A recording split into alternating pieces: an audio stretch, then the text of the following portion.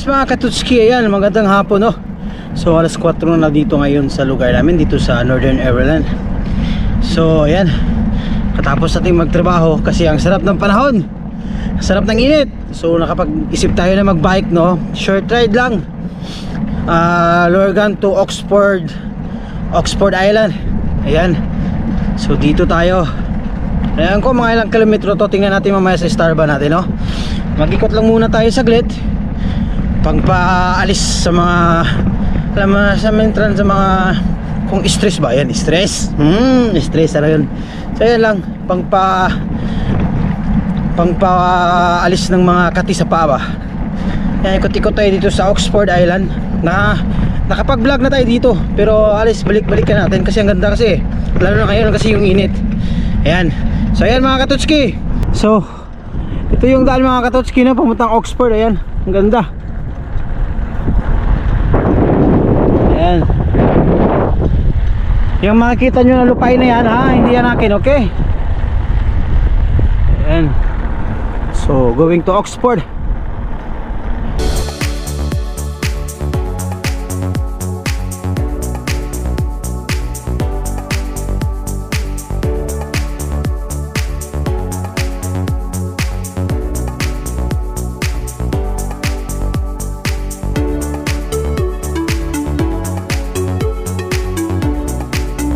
Aming naliligo ngayon mga Katutski no, kasi sarap talaga ng panahon, sarap maligo ngayon, grabe, swabe.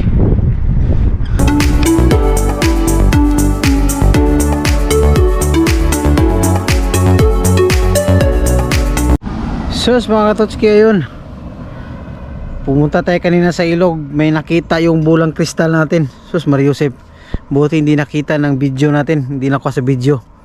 Yan, pasensya na lang mga Katutski no. Basta grabe, pati ako na-shock ako mga Katutski no.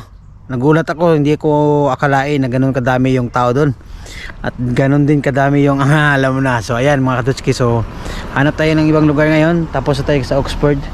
So hanap tayo ng ibang place, siguro ikot tayo, punta tayo ng Portadown, ano ba. So ayan mga Katutski, ayan, nakapag 7 kilometers na tayo no. So ayan, bye bye.